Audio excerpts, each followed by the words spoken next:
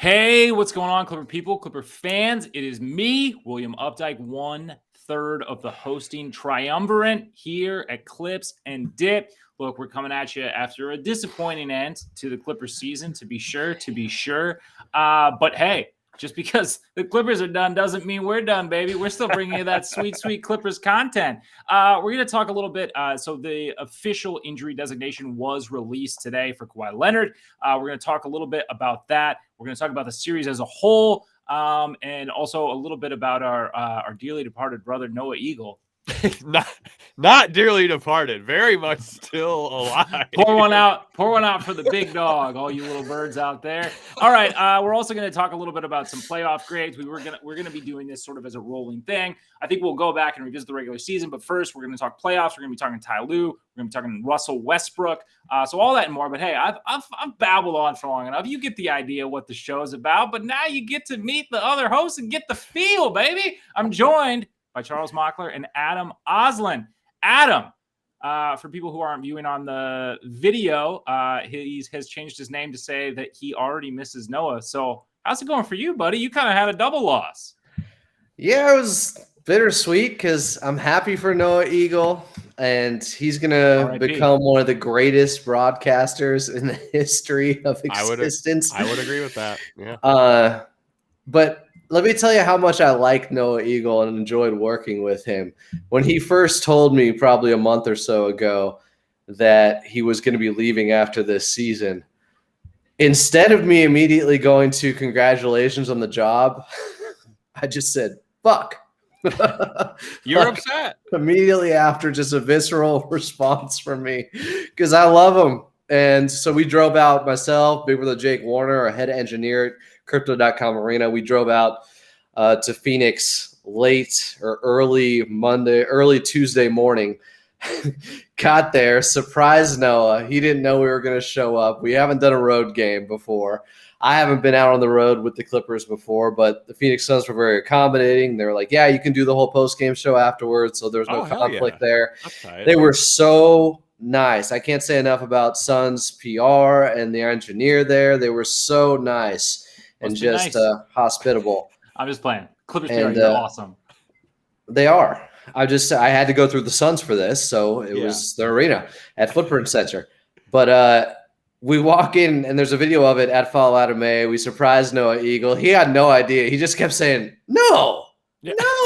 Like, because we had set him up during the day. We did our usual chat in the text thread, like, wherever you are, Big Brother Jake Warner's got to be wearing his lucky Chucks. Like, all that stuff was still going on. So we set him up nicely, and I think we set him off the right way. Unfortunately, the Clippers couldn't get the W, but did an extended post-game show, reminisced a little bit, played a Pitbull cameo, the greatest Pitbull impersonator in the world who's on Cameo. I couldn't get the real one for Noah because you know at the 305 mark of every quarter, he would say, shout out Pitbull, Mr. 305 Pitbull.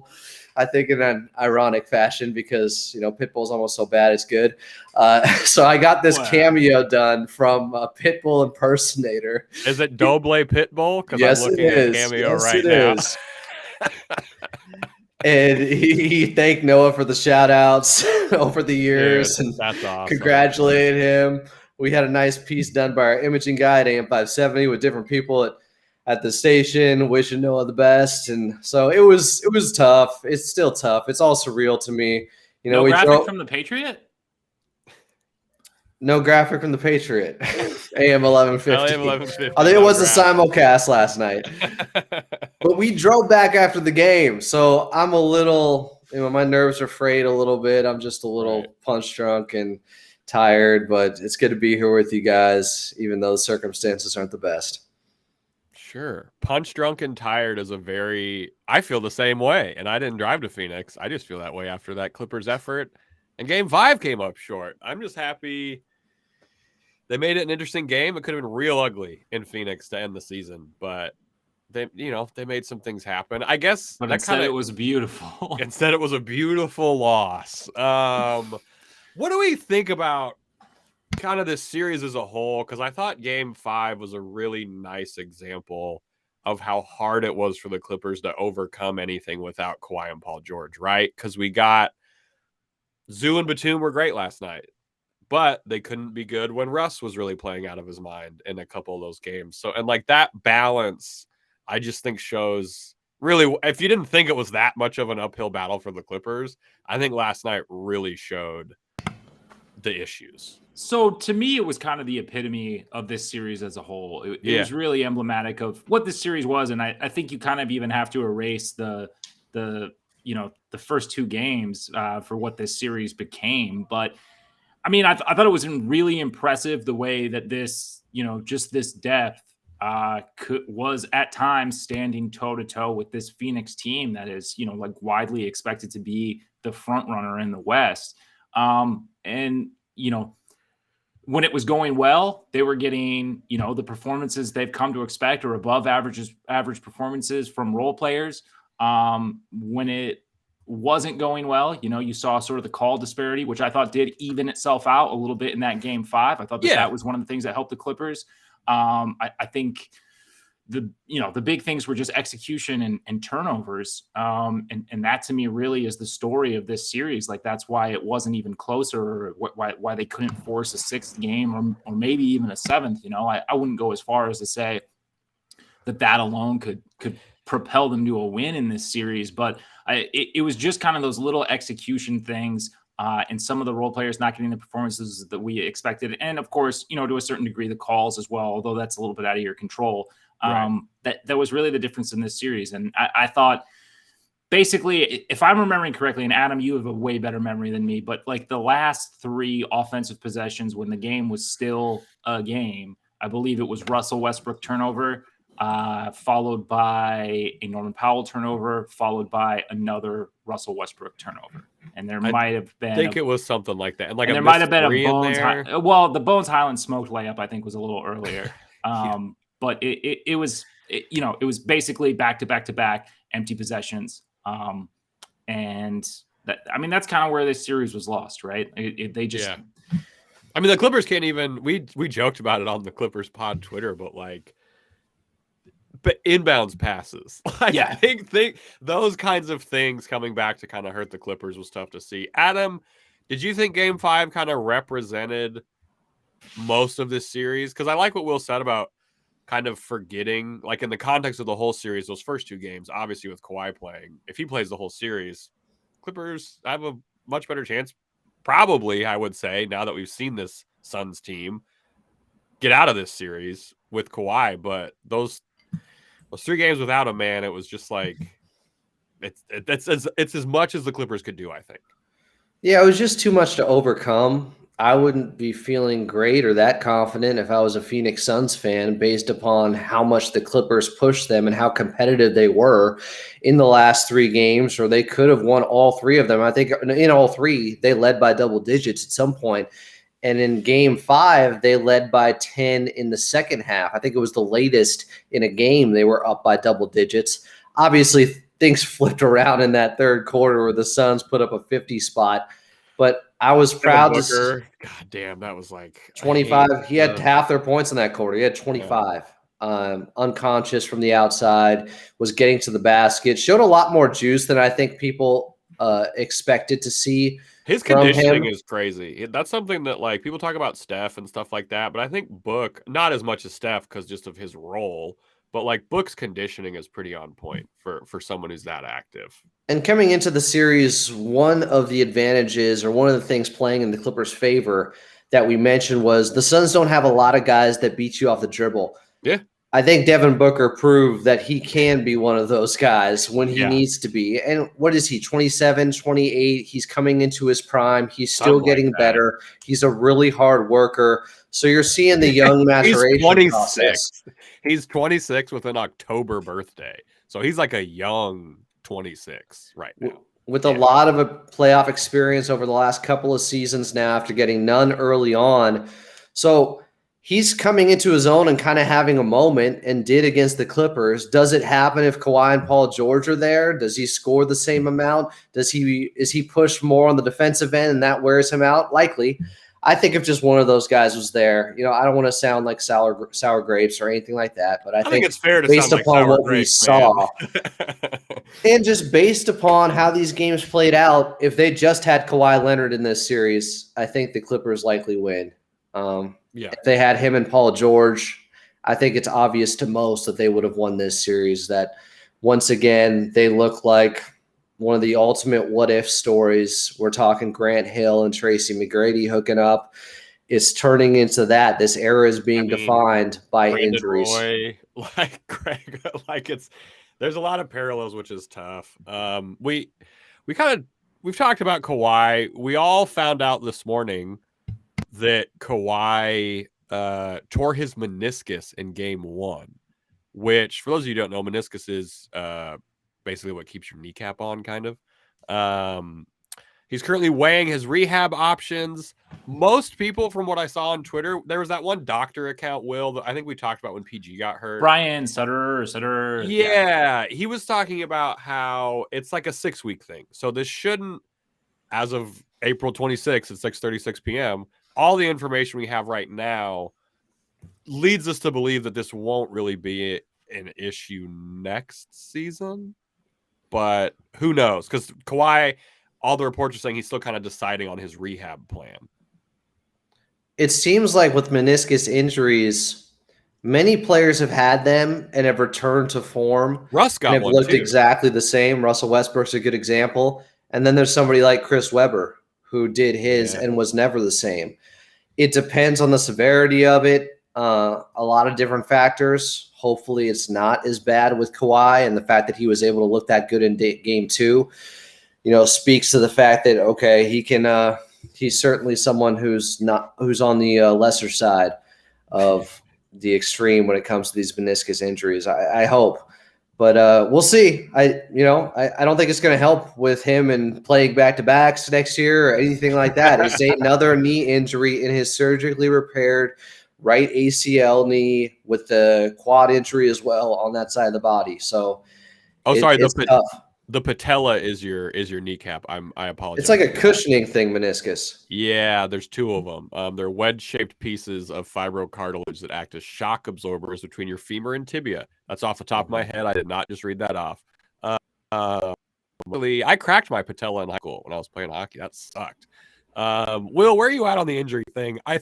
I was kind of like, I think miffed is the fair word to get this news the day after the Clippers are eliminated. I was just like, I don't want to hear this today. Like, maybe wait a couple days. But I saw something on Twitter that was interesting. LA Clippers film room was talking about how when you're in a playoff run like this and you kind of want to keep guys engaged and like fully kind of ready to go, you say the day-to-day thing.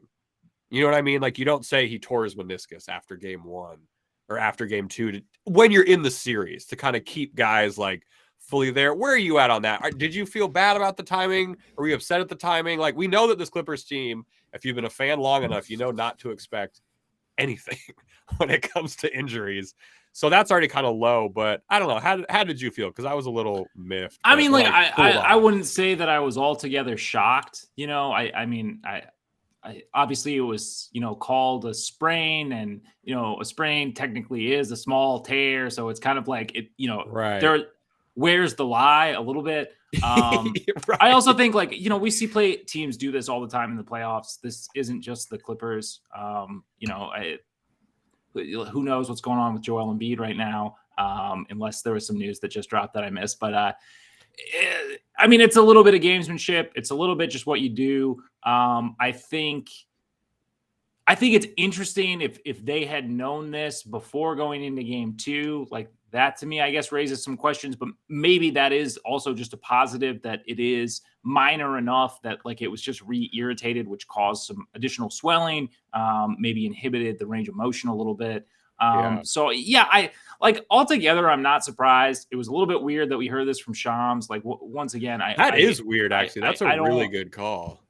That's not usually where we get Clippers news for the most part. I wonder if someone leaked or anything, because now that you mentioned that, like it's usually Haynes. It's usually Kawhi's guy or Woj. It's usually Haynes or Woj. Woj is a Lawrence Frank guy for those who are not aware of kind of how those relationships work. That seems to be the guy that Lawrence likes more than Shams.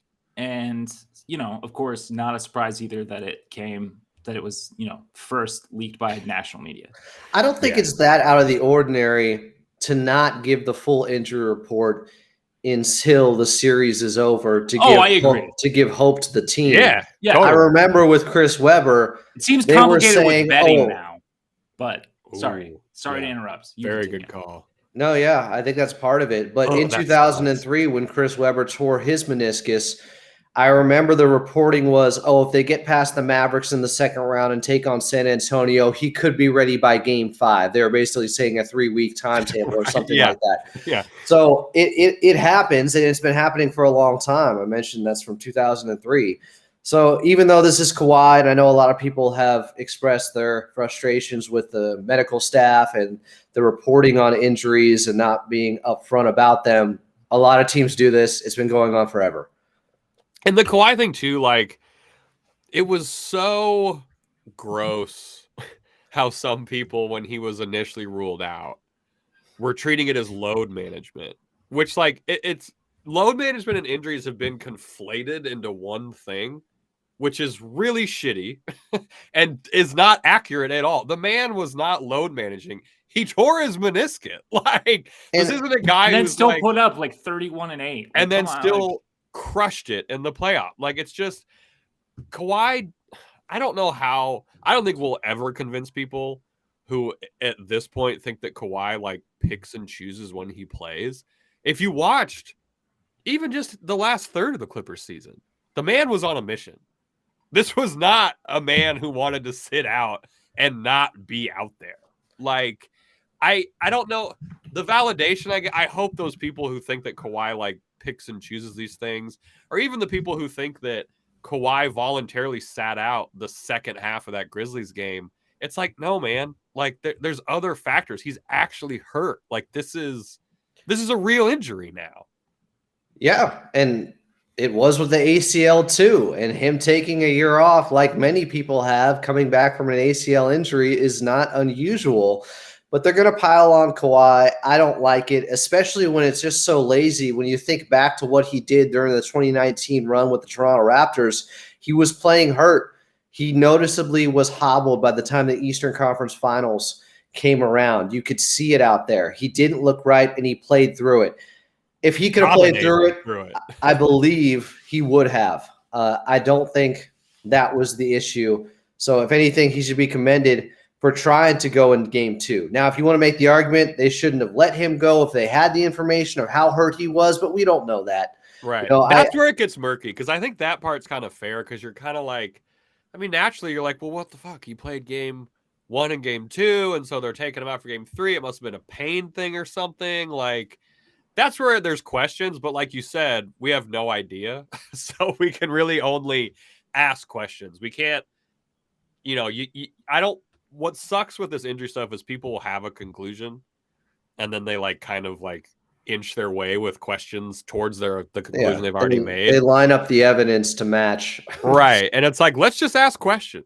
Like, that's where I'm at. But no, it was goofy. And then I thought it was kind of weird too, the timeline with the Paul George thing, where Paul George was like, hey, it's a 6-week injury, so I'm going to lace him up in 6 weeks. And everyone was like, well, yeah, we hope you can do that, because that means we'll have made it to the second round. But also, maybe would have been kind to know this was a 6-week injury right when it happened. But I don't know. That doesn't change anything. I think a lot of this is Clippers fan peace of mind, which I identify with. Like, it's nice to think you're in somewhat of in the know when it comes to these injuries. But Will, you and I talked about a little bit on the post game yesterday. Like, the PG thing, it's just like, he wasn't going to come back. Like, the timeline didn't match up, and I don't think the team wanted to say he was out for the playoffs. Like, they basically did without saying that explicitly. Yeah. I mean, he wasn't going to come back. No, it's not. Yeah, it's just tough. I was hopeful. I really was. Obviously, I was wrong. You weren't wrong to be hopeful, though, right? Like, that's the issue. Completely wrong. I sold myself false hope, and I bought false hope. You're somehow self-dealing false hope. Like the hope IRS is like, now wait a minute. You created all this hope and then paid yourself from your own hope fund and still defaulted on the loan. That's basically what happened. But that is like, I shouldn't have got the arm loan. But what else are we supposed to do, right? Like, we remember Yeah, the Kawhi workout before the Warriors game. Like, the Clippers franchise does want to keep hope alive. That's not a Clippers. Well, so that's not singular to the Clippers, right? It's like the Sixers, like you were saying. They want people to be engaged. There's a couple of things, right? I mean, while I think, especially with the NBA being involved in betting, this stuff gets very murky to me. Like that gray area is, I mean, a shade I don't care to decipher. But as far as like the fans are concerned and keeping energy in the series and like hope and stuff, I mean, like, man, what do you expect people to do? Like no, seriously. Like, if you were putting on an event at your job, and the main guy was gone, you would probably be like, he might be back. I don't know. You're not going to be like, he's done.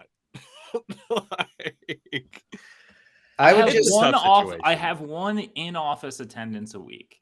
And it's for a meeting.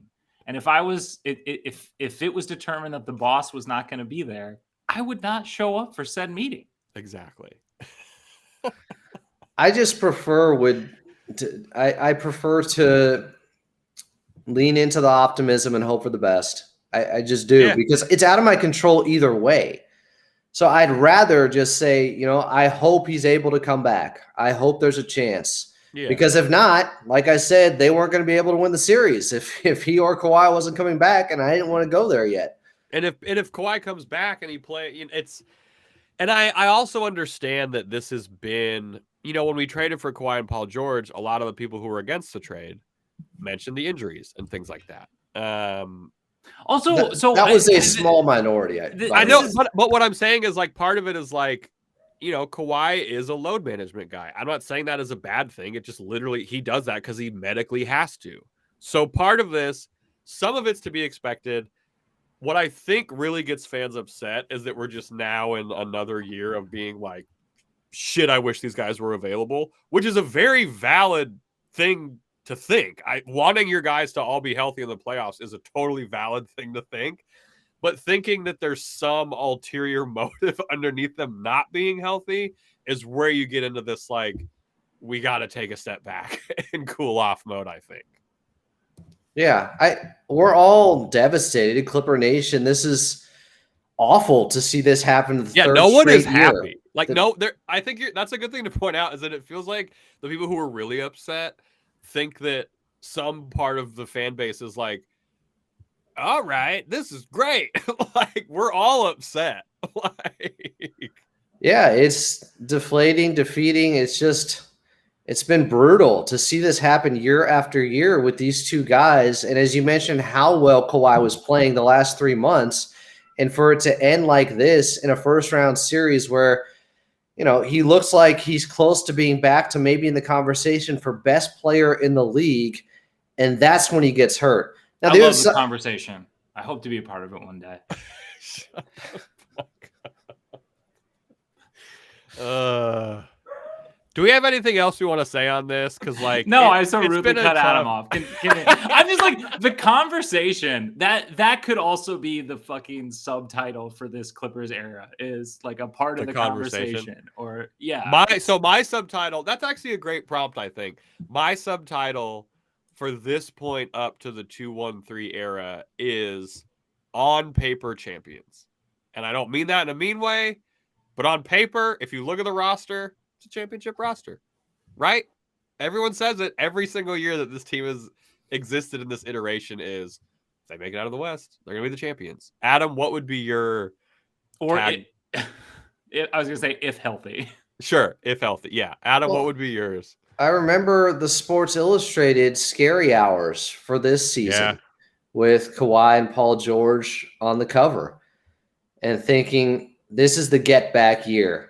We missed Kawhi all of last season. It's going to be different. He's going to pick up where he left off in 2021. And him coming out initially and saying, it's going to be going through a dark tunnel, but there's light at the end of it, and it's a process. And it was all building that way with how he started to look in terms of the last 3 months of the regular season versus when he first came back and was hardly taking shots and wasn't scoring a lot.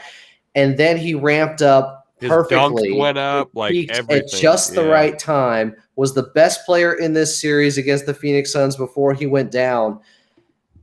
It's unfathomable that another season is ending like this. And on the other hand, some people would say it's predictable. Some people would say it's predictable that the Clippers, if they didn't have bad luck, they'd have no luck at all. But that's all it is. It's just been bad luck.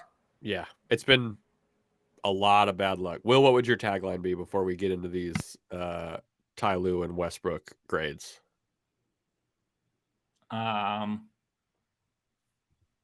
R.I.P. Okay, that's not good. Noah's alive. The Clippers are still alive. What are we doing still here? alive. All right. Blow it up, Dyke has some ulterior motives here. All right, we're coming up. We're going to talk. Eagle flies with the Angels. The story of the 2-3 Clippers. Oh my God, that's hilarious. All right, coming up, we're talking the Ty Lue playoff grade. He was dealt a very weird hand in these playoffs. We're going to grade that very weird hand. But first, there are some ads, and some people, believe it or not, think they're too loud. So if that's been your experience, go ahead and turn it down. We're talking Ty Lue playoff grades after these very loud ads coming up in 3, 2, 1. All right, we are back, and we're talking Ty Lue playoff grades. Ty Lue, I think there's a not small portion of the fan base who wants to see Ty Lue not be the coach next year. Is this the playoff grade or the whole year grade? Just playoffs, but there were some things in the playoffs that maybe extrapolated on that. Adam, what did you like from Ty Lue in these playoff games? I like that he still went to Bones Highland even when he was struggling offensively. Okay. Because I'm telling you guys, his defense, I want somebody to put together a highlight reel of Bones Highland on defense in this series. Saying he competed is doing him a disservice. Like, he was actually really good, and he was a plus even when he wasn't hitting shots out there. And he's a young player, and for whatever reason, Coach Lue seemed to really like what he brought. Maybe it's because he has an affinity for guards. He is self-proclaimed that he has bias for guards. He was one. But Bones Highland got run. There's growth there. And even in Game 5, I thought his first half was pretty good. He's a young player, too. I think people forget Bones is a year older than Brandon Boston Jr. Yeah. Maybe less. And I like the fact that he ran with guys or would let them run if they got hot, like Mason Plumlee in Game 5, who was phenomenal. That steal and slam he had to give the Clippers momentum down 20 was just – it was unbelievable to see a team continue to fight when they really – I think most squads would have packed it in that situation. And that also speaks to them continuing to, listen to Coach Lue and play hard for him, even if the odds are stacked against them. Yeah, I thought Ty Lue playing with the hot hand went well for the most part in this series. It's exactly when you're down as many important guys as the Clippers are, that's what you have to do. Like Will and I were talking about this when we were watching the game last night. It's almost like Ty Lue was just like a cut man for a boxer who's like already gotten beat the hell up because Kawhi and PG are out. So Ty Lue was like, what can we do in these small moments to try and make things happen? Ride the hot hand was one of them. And the Mason Plumlee example you gave was great. Putting Norm into the starting lineup, like that had to happen because you're just trying to blitz them kind of offensively and stuff like that. And he went through a shooting slump in that Game 5. After hitting his first 4, he was like 1 for his next 7. And he still ended up playing 39 minutes because Coach Lue knew you have to ride or die with Lou Williams, with Norman Powell. Either he gets hot out there and you have a chance, or if you don't play him, it's already a loss. And I like that he gave it a shot. And he rewarded him late in the 4th when they made that run. Yes. Will, what did you like about Ty Lue's playoffs? Well, I mean, Adam already brought up the Bones thing, which I feel like is huge. And I feel like even if you're down on where the Clippers are at, is one of the brightest kind of future things to look forward to and be excited about as a Clippers fan. One thing that's funny about the Bones thing is that, like, so apparently the Clippers loved Bones Highland in that draft, and they didn't draft him because they're kind of bad at drafting. And we had to give up 2 second-round picks to get him. And everyone's like, we had to give up 2 second-round picks to get a guy that we liked. And I'm like, when have you ever cared about second-round picks? Like, I guess my counterpoint with that, I guess my counterpoint to that would be, okay, but someone who's maybe better at development developed him, and then we got to reap the benefits. Exactly. So, yeah. So it's like, it's like, oh, what would you have used those 2 future second-round picks on instead of Bones Highland? 2 Terrence Manns. Shit. All right, that's a good point. Combined, they're playing 40 minutes. Yeah, Terrence will play 16, and Bones will play the rest. Sorry, go ahead, Will. Yeah, I did really like. I really liked that there was some experimentation, even if it was stuff that was kind of a continuation from the regular season. I mean, I thought that the 5-guard lineup, even though it wasn't ultimately successful, it didn't deliver a win, was, I mean, a stroke of bravery. And I mean, part of it is your back is against the wall. And like we said, like that cut man, like you just have to keep the team standing. You know, you just have to like prevent this cut from bleeding so bad that it's like that the fight is entirely stopped. But I did like that stuff. But that kind of is a double-edged sword for me for Ty Lue in this, right? Is that I feel like the season overarching story for me for Ty Lue is he sticks to his guns. And he stuck to his guns in this one. And I feel like at times, you know, we saw some good stuff there. I'll talk about the bad stuff later. Sorry, I'm not gonna in about like 2.5 minutes. I'm not gonna jump segments here. But you know, I did really tease it out. Yeah. You gotta tease it out. I did like that, and I do, you know, like I said, it is double-edged sword, but I mean, I do like his belief in players. I think especially for someone like Westbrook, new to the team, tumultuous last 2 seasons, really. Yeah. I think that is powerful and important to empower a player like that. Even if, you know, granted, your options are a little slim, but I think the best thing about Ty Lue is that for, you know, all the like tinker and tie stuff, he also doesn't overreact, which I think is really important and becomes, I would argue he underreacts and becomes especially important, you know, when you're undermanned. Yeah. I like what you said. P.S. Man didn't play enough minutes. Undermanned. Get it? I like what you said about the player empowerment stuff. Cause like, and again, for those of you listening, we're talking the playoffs. We're going to talk about regular season Ty Lue probably next week or something like that, because that's a whole different bag. And he was in a kind of a seemingly constant battle with the front office. But I think we can talk about kind of what we didn't like. And Will mentioned one of the things he liked was, you know, maybe not overreacting, but the Marcus Morris thing it's a real, like, I love this Clippers team, but playing Marcus Morris, the minutes he played him in those games, it's just like, I don't want to say the stats. We all know that they weren't exactly good or, you know, sustainable, but he had the worst plus minus. He had the worst plus minus. He goes 2 of 5 in game 3. He goes 3 of 13 in game 4, 5 of 11 in game 3. And also, we brought this up on the stream last night. Ty Lue referenced how he's like top 5 in 3-point percentages for guys who've taken X fouls. He took 1 3 in game 5.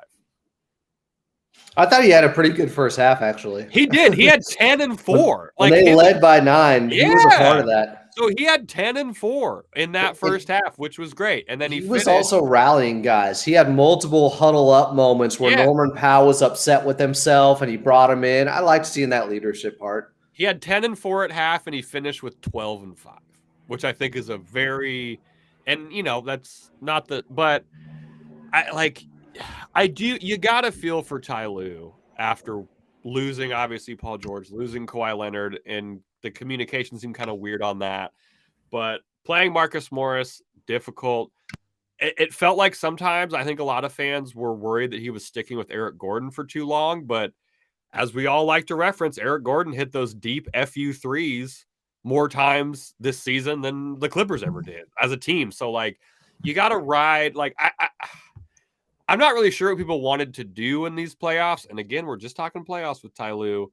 Down Kawhi and PG. He empowered Russ as much as he could, which paid off for the most part in these playoffs. But other than that, it's like, play Rocco more. We would have loved it, but fuck. It's not like Rocco was like 10 of 10 when he was playing. You know what I mean? Like, he stinks. He does not stink. He's better than Marcus Morris on defense, but that's not what Ty Lue looked for, which I think kind of makes sense. We talked about this.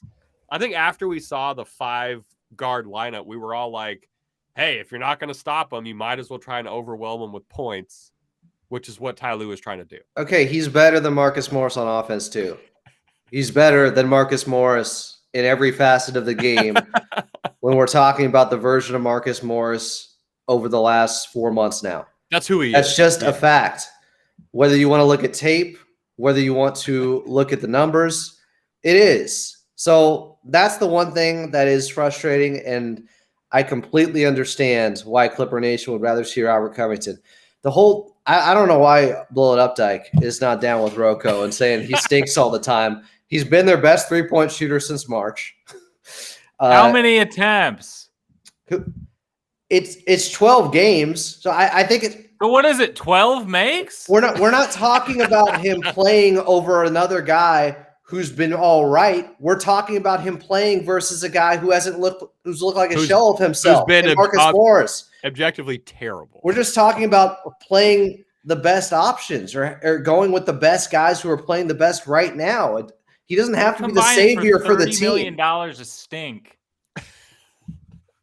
I don't know what you're watching if you think Rocco stinks. Like, I think clearly basketball.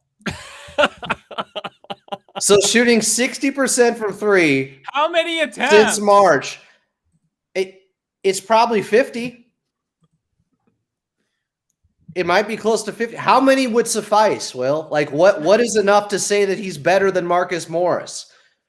Because that's the only decision that needs to be made.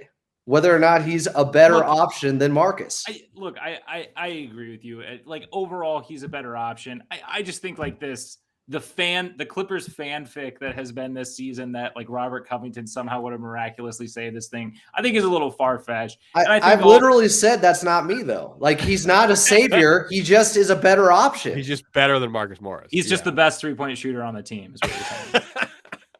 He's been on a heater since March and should probably play over a guy who's shooting 30% from three and was reluctant to take them for a while. I don't see – I find it baffling that for the entire season, the DNPs from Robert Covington getting 30 of them, while there's a guy at that position that is struggling mightily. And Coach Lue referenced his history, but that's not who he has been over a long stretch of time throughout this season, and we have said he doesn't look right. Whether it's an injury or age, he just has not looked right. A guy who's shooting twice as good from the outside. I think he's hit more three-pointers in his last 15 games than Marcus has hit in his last 3 months. Like, no joke. Fair. So what are we talking about? All right, Will, what did you not like about Ty Lue? Because let's bring it back to the Ty Lue conversation, not the Morris versus Rocco conversation, which I'm definitely on Adam's side with. What did you not like about Ty? He was in a rock and a hard place from games 3 to 5. Game 1, Russ wasn't good, but we still won. Like, I think one of the best players in the series, especially after Kawhi went out, didn't get enough minutes, and for some perplexing reason was not in the starting lineup. And I don't know. This is an ongoing thing. I mean, look, I know that Adam has denigrated the stretch that the Clippers went on pre-All-Star break with Terrence Mann in the starting lineup. But look, man, denigrated. Like this guy has constantly come up big in moments. We know what he can do. He has continuity for the team that has so little of that that I don't even know if you can count it. I don't know. You'd have to find it with a microscope. But it's perplexing to me. I really don't get it. And I understand that I know that there was some conversation purportedly earlier with Ty Lue about why Marcus wasn't moved to the bench earlier because of something to do with how the bench would function with Marcus Morris and it being a little bit of a drop off. It's an elimination game. I really don't care. Basketball isn't There's a game. No bench. Basketball isn't a game with 5 out shifts. It truly doesn't matter. Put your best 5 in and I mean, like, and hope for the best, like, to be perfectly honest. And I think that to me is one of those things. And once again, this is a playoff grade, not a regular season grade, but like I said, in the positives for this, it's also in the negatives of like the trends that we saw through the regular season continue to carry over. And I think that Terrence Mann not being appreciated for the player, both that he is and like what he can be, especially with guys out, to me, I think, I don't know. That to me is like one of the larger indictments on Ty Lue. So I think that's fair. That's it. I agree. Piece. Yeah. Well, I have downplayed the 10-4 before the All-Star break. I also thought Terrence Mann should get 40 minutes. Yeah. Once Kawhi and Eric Gordon went down the series. He's good for it too, is the thing. What's the reason? And now we're hearing that, Gordon might have had a hip injury too. Like, what is like the reason? What is the, the tangible reason that he shouldn't play 38 to 40 minutes in this series? Well, what's the reason that he had DNPs to start off the year and Coach Lue was asked about him what his role is or what he thinks his role is, and he said, I don't know. I find it completely baffling. This is someone who closed playoff games out for you during the 2021 playoffs. Why isn't there more trust with Terrence Mann? It seems like he trusts Bones Highland more than Terrence Mann, who just got here.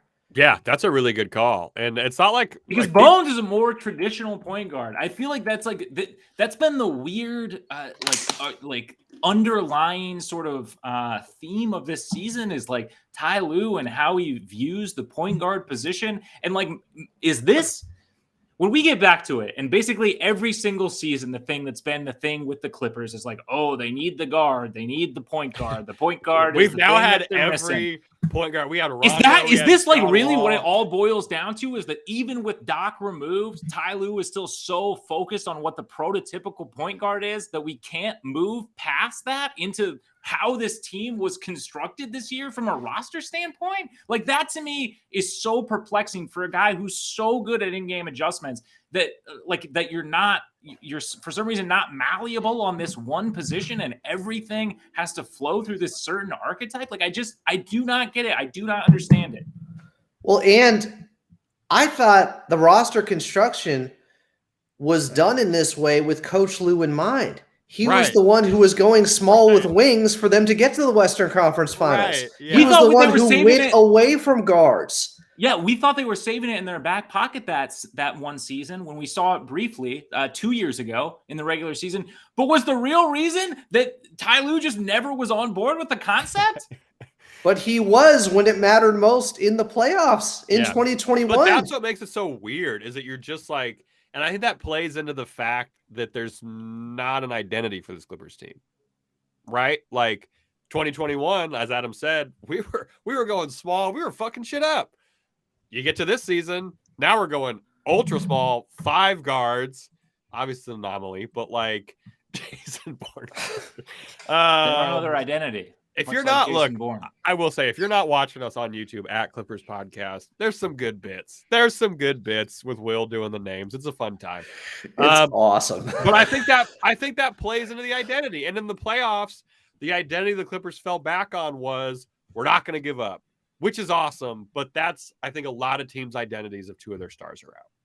Right? Like, yeah. But I said all season long they're consistently inconsistent. That's their only identity. The only thing you could point to in an area where they were elite in would be 3-point shooting. Yeah. Outside of that, They had stretches where their offense was really good, but overall, you look at the numbers, they weren't elite in that area. They weren't top 5. Same on the defensive end of the ball. They had stretches, but they never really put it together. So I'm impressed with how they pushed it to 5 and the way those games went, with how close they were of closing the gap, the talent gap that was out there between them and Phoenix. And I do still believe in Coach Lue for that reason. Some of the moves this season have been really hard to understand and explain. Rocco, Terrence Mann. Terrence Mann to me is one of the 5 most impactful players on this Clippers team, but he's not top 5 in minutes played per game. I think his minutes per game in the playoffs only went up 3 minutes compared to the regular season, which is mind-blowing when you think about our absences. He shot almost 60% from the field in the series and almost 50% from 3. He needed to take more shots, but he also could have gotten more run out there. Yeah, absolutely. All right, so final grades. Will Updike, playoff grade for Ty Lue. C. Firm C, 74%. 73. Okay. So still a C. I don't know why that's making me laugh so hard. Adam, what's your grade, percentage or letter, for Terrence Mann if he was going to Osland High School? Well, I think 51% would be an F, and I'm not giving firmly an F. Yeah, man. Yeah, well, it might be an A at your high school. I don't know. I would go B or B minus. The guys competed. There was no question anymore was about. Was that on the guys though, or was that on Ty Lue? I think he got it out of him. When you're down 20, when you're down Kawhi and Paul George, it would be easy to wave the white flag. And I think there was still belief there because Coach Lue was the coach, and they call him Coach Belichick or Bill Tehran Lue. Like, they think he's a schematics genius. I think he is as well. In a 7-game series, they should have been blown out multiple games, and they weren't. And I think a lot of that was Coach Lue. I think that's fair. I think I'm actually in your same range. I think I'm in like B minus range. Kawhi and PG are out. The games were close. We didn't get run off the floor in any of them. We were I think that was a Bones Highland 3 away from making it real interesting in game 4. So I think I gotta go B minus. And if he wouldn't have played Marcus Morris, it would have been a B. That's fair. But the outside factors also that they had no control over were greatly against the Clippers, especially in that game 3, especially in games 3 and 4. And they competed, and they were right there still. Yeah. Man. Just wish everyone would have been healthy. Coming up, we're going to be talking Russell Westbrook's playoff grade, which I have a feeling I know what we're going to say. But first, there's some ads. If those have been too loud for you, which they have been for some people, believe it or not, go ahead and turn it down. We're talking Russell Westbrook after these ads. The ads are in 3, 2, 1. Welcome back in Clips and Dip, episode 145. If you need to get in touch with us, we're on Twitter at Clippers Pod, at Clippers Podcast on YouTube. If you want to watch us, we have a lot of fun doing these YouTube videos, YouTube lives, whatever they may be. It's been a good time. YouTube live yesterday. If you want to go rewatch that with Will and I, that was a fun time. Totally understandable. You guys were grieving the loss and the loss of Noah Eagle, as Will Updike would put it, which was dark. Okay, so we talked about Coach Lue and his playoff grade, as I guess we're going to make this kind of a series going through with our shows now, playoff grades, end of regular season type stuff, end of the entire 22-23 season. But Russell Westbrook, someone they brought in, 21 games left in the regular season, 5 playoff games, so he gets to 26 total. I liked a lot out of Russ, especially in this series. This is one of the better series he has had since 2016. Do you want to hear the stats? I got those stats pulled up, buddy. I think it ended up 41% from the field, 35% from 3. Oh, no, I just meant I was going to go a little top level view. We're going 24 7-7.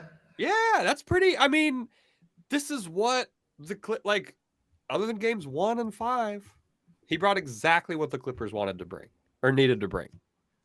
And you know some of those duds offensively are going to happen. I was a little bit concerned about him coming out too hot in game 5 and being out of control. And there were some rough turnovers, but he's another guy you have to live or die with. Either Russ has a good game.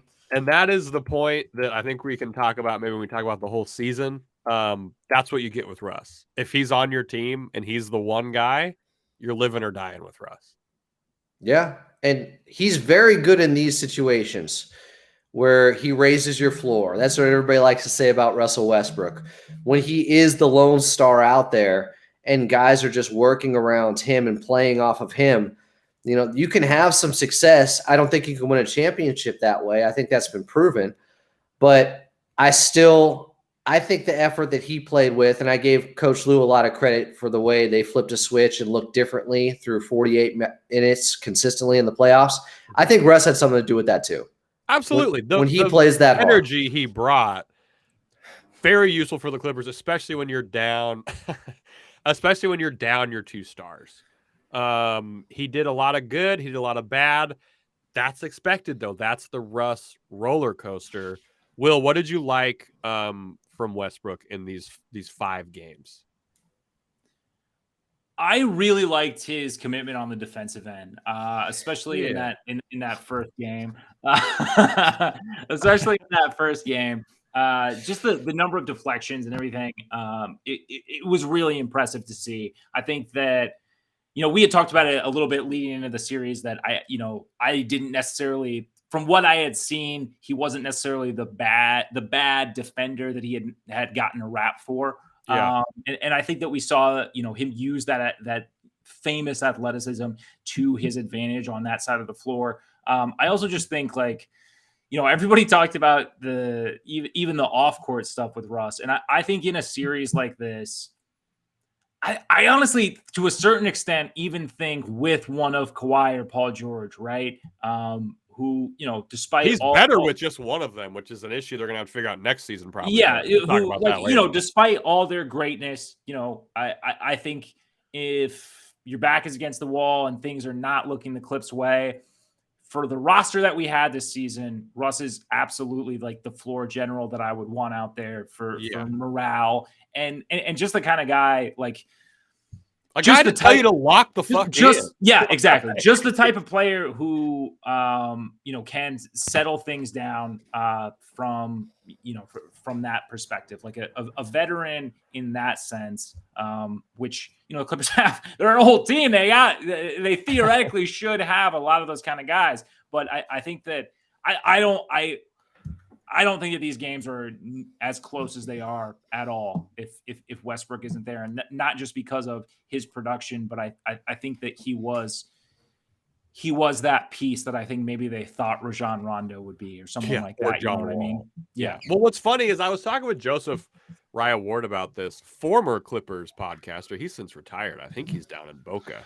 You doing his eulogy too, Will? Or no. We're not going to do that. But I was talking with Joseph, and I was like, do you think the Clippers pre-trade deadline would be better to, come out of this series with the Suns without Kawhi and Paul George, or are they better post this trade deadline, right? This new iteration from the Clippers. And we both kind of agreed, because Russ being a big factor, they had the new 2022-2023 Clippers had a better chance than the Reggie Jackson, Luke Kennard, John Wall, pre-trade deadline Clippers. And I think that's totally fair. I wasn't the biggest fan of the Russ trade. We saw some good and some bad from Russ in these playoffs. Again, he went 3 of 19 in game 1. Went 3 for 18 in game 5, which I'm going to be honest, if he misses one more shot, maybe we win that game. Because if you look at his stats when he goes 3 of 19 in the playoffs, he is undefeated. 2-0, right? 2-0, baby. One more and you got a streak going. But obviously games 1 and 5 are not what you need. Games 2, 3, and 4 were peak Russ. They needed a guy to step in and do exactly what he did in the position that he did it in. Right? At the point guard position. I don't know. What did we not like from Russ? I know. And I think we can kind of get some of the usual ones out of the way, right? Some shot selection. Maybe not take as many threes when you're only 2 of 19 or whatever it is. But it's just kind of the usual stuff, if that makes sense. There wasn't anything new to not like, which I kind of take as a win, if that makes sense.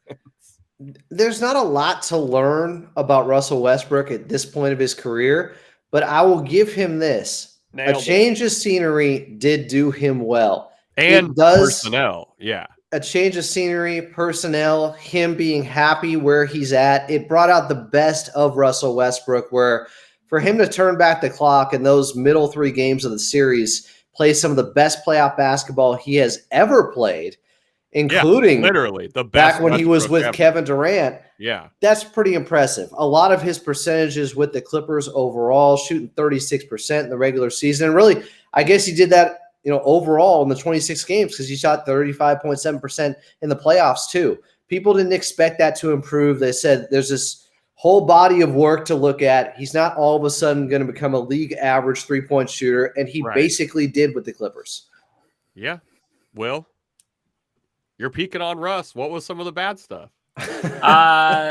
Some of the bad stuff, man. Some of his finishing at the rim is so bad. Yeah. It is. They should be counted as turnovers. Some of them. I mean, like, how many transition plays did we see off of a smoked Russ layup? Do you guys wonder if that's the drop off in athleticism? He could always just dunk it before. Ooh, and he can still get up. He can still get up, but maybe not as consistently. Yeah. And so all of a sudden he has to learn how to gracefully lay things up. And that's just not something he had to worry about throughout the first 12 years of his career. You should spend all offseason with a glass ball. Glass ball? Well, you can't turn Eric Gordon's head into a glass ball. Just perfect touch. He's doing that hippie orb glass ball thing where it's like you're like, whoa, I got 2 of them. I do think one thing that we saw, and I don't know if this changes with Kawhi and PG out, if we had another point guard, but it was game 4 when it was pretty obvious that the Suns were just kind of like, we're going to let you go to the rim. Like, score your 2s. We're going to be able to come back. I don't think that's an indictment on Russ. I think that happens. I'll take Russ's magical orb as my name on the YouTube stream. But he finished those 2s for the most part. So it's like, it's just the usual stuff to kind of be bummed on Russ, I guess. But like, I don't want to jump the gun. If anyone has anything else to say about what we liked, what we didn't like, I think we can talk grades and then if we should bring him back. But I mean, it's not like the Clippers didn't lose in 5 games. I did see a couple tweets where people were like, could you imagine how cooked the Clippers would be if they didn't have Russ? I'm like, okay, well, to be fair, they would have lost in 4 games. We lost we probably not, because Russ went 3 of 19 in the first game that we won. So it's like, I don't think we would have been burnt or toast like without Russ. But I mean, we still lost in 5 games. But Adam cooked-er, more cooked-ed. Adam, what is your postseason grade for Russell Westbrook, Los Angeles Clipper, which is an insane sentence to say now is what it feels how it feels. There is something about him with his attributes and his intangibles that do work very well with the Clippers organization and the street lights over spotlight stuff and the heart he plays with. And the availability, obviously, with Russ is huge. He could be such a good innings eater. If you had him for 82 games when you know Kawhi and Paul George are likely missing 25 each. I hate saying that it's just accepted at this point, but I just look at the last few years. That's how it's gone. But I would not mind bringing Russell Westbrook back on the right deal. I think they obviously want him back. He outperformed expectations, and I'm going to go with B+, A- for the playoffs. All right. Will, playoffs. I think I'm right around that same range. Yeah. I'm thinking 2 stinkers, 3 great games. We won one of the stinkers. And he was a huge part with the intangibles. Yeah. Yes. With Russ's intangibles. Yeah. And look, when Kawhi went down, obviously so much was put on him. And I don't know like what the postseason dissection is going to look like on the Russell Westbrook experience with the Clippers as a whole. But yeah, I mean, it would be foolish to say that he didn't exceed my expectations from where we came into the playoffs. Totally. Yeah. I think I'm in the A range. I'm like, hey man, the first bad game was a wash. We got the win. After that, we tried our like he did great. Do we think that Russ gets brought back? Because I am seeing there's all this tax apron stuff, which does kick in for this next season. Everyone's talking. Oh, I thought it was the following. I thought it was next free agency. Are you sure? Yeah, I thought it was next free agency. Everyone yelled at me on Twitter when I talked about what money they should give Russell Westbrook, because everyone's saying he has to come back on a min because of how the new tax apron stuff works. So if the new tax apron stuff kicks in this year, the Clippers are far over the cap. They have no. They have to bring him in on a min. Yeah, they have no taxpayer exemption. So no guy for $6 million like they had this year with John Wall. And right, you can't. I have to clarify for the YouTube audience and listeners. This is speculation. I don't have the CBA right in front of me. Let me go ahead and Google. Let me Google it. The other thing to worry about when you talk about bringing back Russ, because it looks so good in the playoffs, that's still not sustainable for winning a championship. As good as he was, we need to know how it works with Kawhi and Paul George and where that ceiling is with Russ. July 1st, 2023 is when the new CBA takes effect. Oh, well, shit. So, all right. Well, shit.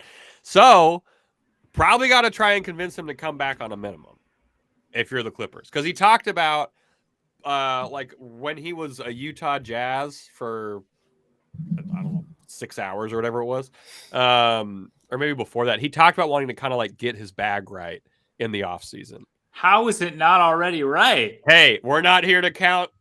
We're not here to check pockets. I have no problem. Go band for band with Russell Westbrook. Let's go. I think Russ wins that. No disrespect. I am not here to count another man's pockets, but I think you can convince Russ to stay. If Ty Lue is staying, not on a min. The min is hard, right? There's no way. But does he want to go to it? There's just no way. But does he want to go to a team for more money where he might not win or be the starting point guard? Because he's gonna be the starting point guard. You're just talking about a lot of money, man. Like I know. It's not. You're not talking about like $2-3 million. It's like $12 million. Of millions of dollars a year. Like that, dude. No, it's a lot. Yeah. Is there even a possibility of making that work, considering how deep they've been into the luxury tax, where they would even have money left? I mean, the finagling and the moving of parts that would take to free up money, I think, to sign Russ, if there is no mid-level taxpayer exception, it may just be impossible outside of him taking the minimum. It may be. Yeah. I think we're projected to be something like $80 million over the cap. Like we have, I mean, if there's no taxpayer exemption to offer, we don't really have a lot to offer. LA. He wants to be in LA. I was gonna say, other than location, you don't have to move. And here's the other thing. Here's the other thing win a too. Championship if luck goes our way. I think that, and not to bag on this team because I know we're already down, so I don't need to. Don't mean to like kick us. We're out. Down. We're not already down. We are out. But I know in the past we've seen teams or players rather, willing to take less money for a team that's a contender. We've seen players willing to take a hometown discount. But you're talking about a hometown discount for a contender with 70% of their cap tied up in two guys who might not combine for 60 games. Like it's a totally different situation, man, than other situations where people have taken less to go on a contender or taken less to be at home. And I like this argument actually, because he'd be playing a bigger role. He's taking the min and he's the starting point guard. Like he's not a guy you bring in to bring some juice off the bench. He's granted a starting role, which if Ty Lue's the coach, is one thing that we can offer that I I don't think any other contender can offer. I'm a little bit apprehensive about that, to be honest. I still think he would be best in a bench role. But the problem is, I agree, but I'm saying in a situation where you're getting him to stay, right. And who's going to be the starting point guard if not Russell Westbrook that's currently on this roster? Bones Highland. Yeah. Is Ty Lue still the coach, or are you the coach now? He likes Bones. Baby. He likes Bones. Now, I'm just saying, if he comes back for the minimum, you're not going to have many situations where you can tell Russ, hey, we need you to sacrifice for the team and do this and play with these lineups now. That's going to be really hard to do. Right. If he's taking that little amount of money. Talk about generational wealth. Yeah. He already has true. That, to be fair. But I know, but like you are right. Dude, like $10 million is a shit ton of money. Even if you already are $100 millionaire or whatever, $10 million, that's a lot of money, man. I'm trying to look up his career earnings. I mean, I know it's a lot, but I mean, good for him. I do have the numbers with him, Paul George, and Kawhi Leonard on the floor. It was only 10 games. But for people wondering about how they can mesh together, their offensive rating was just 110.5. For reference, the best offensive rating by a team this season was 118.6 by the Sacramento Kings. Yeah, 110 is mid. Their defensive rating, though, was 105. The best defensive rating by a team this season was 109, so that's actually really good. Their net rating was 5.2 overall. So, which is decent. Yeah, it's okay. Decent, but it's not great. Right. That's the big issue, is figuring out how he can play with Kawhi and PG. Everyone's like, oh, they'll figure out how to make it work. And it's like, well, they kind of figured it out, but we weren't exactly operating at championship level. Also, Westbrook's earned about $340 million so far in his career, for those of you who are wondering. Yeah, but I mean, like, the difference between, 2 years at like the min, or 15, the 15 to 17 range, which I think he could pretty easily get. I think that's astronomical, man. That's a lot of money. I think someone will throw like 12 to 15 at him. Easy. This feels like DeMar DeRozan and that possibility of him coming to the Clippers. If he would have taken the mid-level. Right. He'd be. And there were some reports out there that he was close. But he ends up getting, $85 million from the Chicago Bulls? Like, was it ever really that close? Right. Yeah. No. Yeah. Like, what do you want? 6 or $85 million? It would have to be about peace of mind for Russ being on a team where he's accepted, is able to be himself. He's local. He's got a family now. He gets to stay here. It would have to be everything else going in the Clippers' favor to sign him on the minimum. Yeah, I agree. All right. It's 7:30. Is there anything else we want to say to these Clippers fans as they hopefully had a good first day of the Clippers offseason? Sorry, guys. Absolutely fucking nothing from us on the day. It's been a rough... your fallen brother, Noah Eagle. All right, let's get out of here. It's been a rough year. It's been a rough year. It was a rough year. We're going to have a tripod for y'all probably next week. Not probably next week. Definitely next week. We're going to do the rest of the team's playoff grades. Only so many guys played, so it's not like there's a lot to grade. We're going to talk retaining Ty Lue. Whatever happens between now and then in Clipperland, we're not going to talk about that lunatic thread that was on Twitter. That's what we're not going to do. Will, where can these people review us if they wanted to tell the world what they thought of our work? Yeah, so if you want to tell the world what you think of our work, you can review us over on Apple Podcasts, also over on Spotify. Hey, we'd love to get those reviews up. Let us know what you think. We'll read it on the show. It doesn't even have to be good, although we'd prefer it if it was. We do pretty good work over here, I'd say. If I'm giving us a grade, I mean, pretty good. We did ask for grades once, and it got interesting. A-.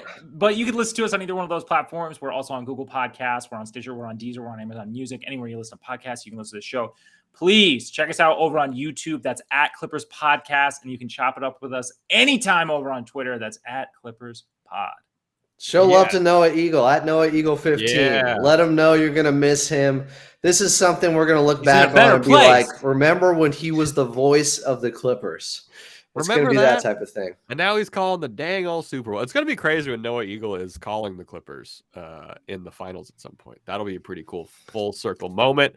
The voice of the Angels Bowl will be incredible. God damn. All right, we'll be back with episode 146 next week. We appreciate everybody for listening. This is our first season of Clips of Dip. This was wonderful.